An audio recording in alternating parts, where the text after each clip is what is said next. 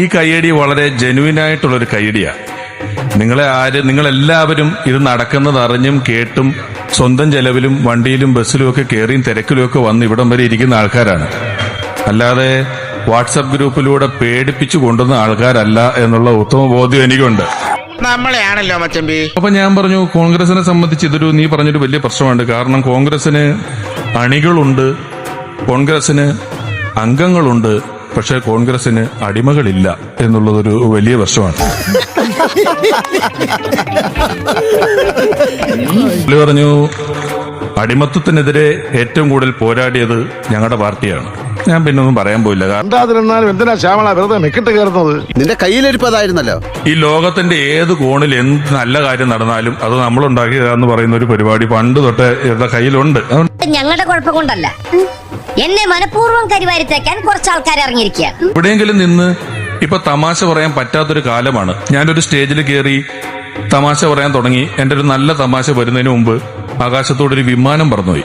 ആൾക്കാരെല്ലാം പൊട്ടി ചിരിക്കാൻ തുടങ്ങി വിമാനം കണ്ടപ്പോ. എന്റെ വായിക്കാത്ത കയറി വിടുവിച്ചാലേ ശരിയാവും. ഓർത്തു, ഇനി പണ്ട് വിമാനത്താവളത്തിനെതിരെ നടത്തിയ വല്ല സമരത്തെ കുറിച്ച് ഓർത്തൊക്കെ ആയിരിക്കും ഇവര് ചിരിക്കുന്നത്. അല്ലാതെ എന്താണ് ഇപ്പൊ വിമാനം കണ്ടാൽ ഇത്ര ചിരിക്കാനുള്ളത്? നോക്കിയപ്പോ അത് താണു പറക്കുന്ന വിമാനമാണ്. നോക്കുമ്പോ അതിൽ ഇൻഡിഗോ എന്ന് എഴുതി വെച്ചിട്ടുണ്ട്.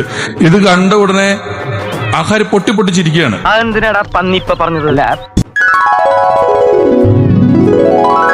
ഞാൻ ഇനി ഈ ഇൻഡിഗോ കമ്പനിയിൽ യാത്ര ചെയ്യില്ല. ഇത് ഇത്ര നിലവാരമില്ലാത്ത ഒരു കമ്പനിയാണെന്ന് ഞാൻ മനസ്സിലാക്കിയില്ല.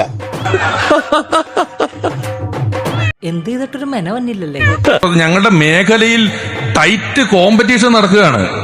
ആരൊക്കെയാണ് തമാശയുടെ രംഗത്തേക്ക് ഇറങ്ങിയേക്കുന്നതിൽ കയ്യും കണക്കുമില്ല.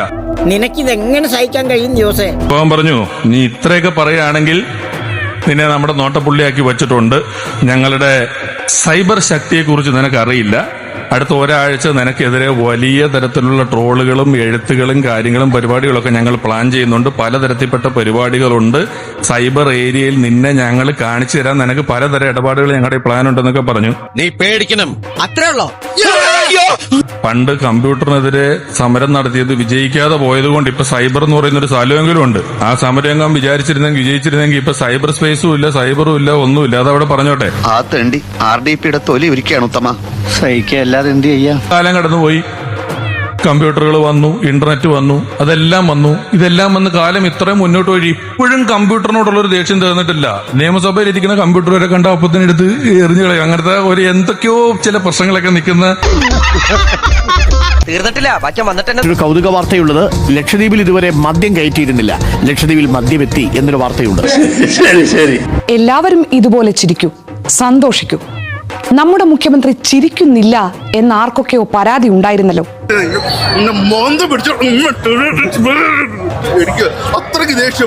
നമുക്കും സന്തോഷിച്ചുകൂടെ? എന്തൊക്കെ കാരണങ്ങളുണ്ട്. പെട്രോൾ ഡീസൽ വില കൂടുന്നു, വെള്ളക്കരം കുത്തനെ കൂടിക്കഴിഞ്ഞു. കേരളത്തിന്റെ ഒരു അവസ്ഥയെ ദൈവത്തിന്റെ നാടാണെന്നാ പേര്. താമസിക്കുന്ന മുഴുവൻ സാത്താന്മാരും. പഴംപുഴുങ്ങിയ നിൽക്കാതെ പറഞ്ഞു കൊടുറോ. UDFന്റെ കാലം എന്ന് പറയുന്നത് UDF ഗവൺമെന്റിന്റെ എല്ലാം കള്ളന്മാരാ. എടാ, പരീക്ഷ എഴുതി ജോലിക്ക് വേണ്ടി കാത്തിരിക്കാതെ പല പാർട്ടിയിലും ചേരടാ, രക്ഷപ്പെടാം. ചോദ്യം പണ്ട് ഇതേ പിണറായി വിജയൻ നടത്തിയ ഒരു ആഹ്വാനത്തെ കുറിച്ചായിരുന്നു. UDF സർക്കാർ നികുതികൾ ഉയർത്തിയപ്പോൾ ആരും നികുതി അടയ്ക്കാതെ പ്രതിഷേധിക്കണമെന്ന് അദ്ദേഹം ഒരു ആഹ്വാനം നടത്തിയതിനെ കുറിച്ചായിരുന്നു. ഇവിടെ നിന്നാൽ എന്റെ പണി പോവും, ഇവിടെ UDF സർക്കാരിന്റെ പിടിപ്പുകേടിന്റെ ഭാരം ജനങ്ങൾ വേറണമെന്നാണ് സർക്കാർ പറയുന്നത്. അത് ജനങ്ങളുടെ മേൽ അടിച്ചേൽപ്പിക്കാൻ അനുവദിക്കില്ല. എന്ത് ചെയ്യാനാടാ, ഞാൻ ഇങ്ങനൊരു ദുരന്തനായി പോയി. ഇപ്പോ വർദ്ധിച്ച വെള്ളക്കരം, അതുപോലെ തന്നെ വർദ്ധിച്ച ഭൂനികുതി, ഈ കാര്യങ്ങൾ നൽകാതിരിക്കുന്ന സമരമുറകൾ സ്വീകരിക്കും. ക്ഷമിക്കണം, ഉപദ്രവിക്കരുത്, ജീവിതമാണ്. അന്നത്തെ സാഹചര്യം ഇങ്ങനത്തെ എല്ലാരോ ആ സാഹചര്യം നോക്കണ്ടേ? ഈ നാട്ടുകാരെ പൊട്ടം കളിപ്പിക്കല്ലേ.